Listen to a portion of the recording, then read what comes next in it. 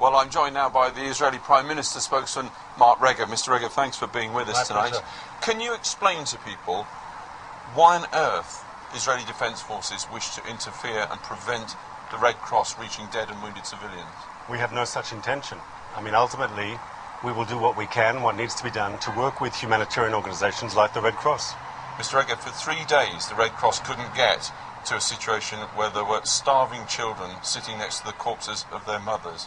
A lot of our viewers will be saying, in the name of humanity, what kind of government allows its soldiers to stop the RC getting to those people?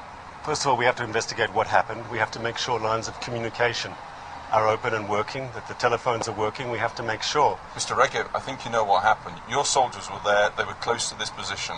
The Red Cross are not in the business of making this I know, up. and we take the Red Cross very seriously, and that's why we're investigating. But I think you should also be aware that Hamas is playing the game of atrocity propaganda. I'm not talking about Hamas, I'm talking about your soldiers preventing the Red Cross. No, I'm inviting you, Mr. Regev, to apologise to the Red Cross for this. We want to work with the Red Cross. We see them as playing an important role. We have a good relationship with them. We want to continue that relationship.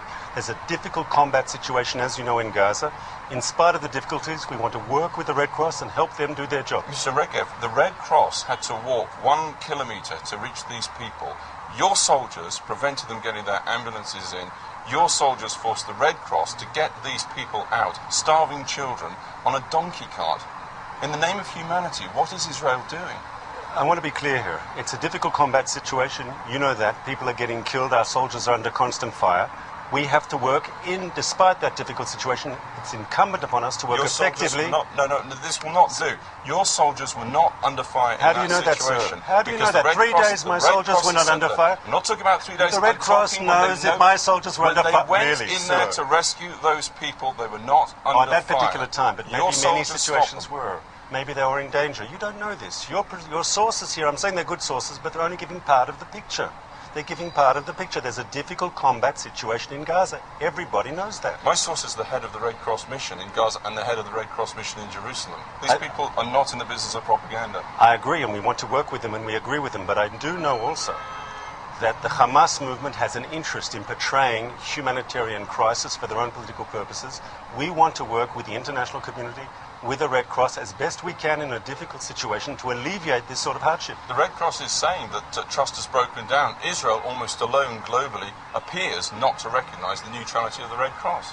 On the contrary, we want to work with the Red Cross. I'll say it again. We think they're an important organisation. We want to work with them. We will do what we can to facilitate their important work. And if we've had problems because of the very difficult combat situation, we'll work to solve those problems. Can we expect an official apology, at least for this one incident in the coming days? If we find that we did something wrong, of course we'll be talking apologise, but we have to get all the facts in. That's a promise. Once again, if we did something wrong, we have to find out exactly what happened. Surely you're fully in favour of finding out exactly what happened. I am indeed. Mr. Regev, thanks very much indeed for joining us. My pleasure.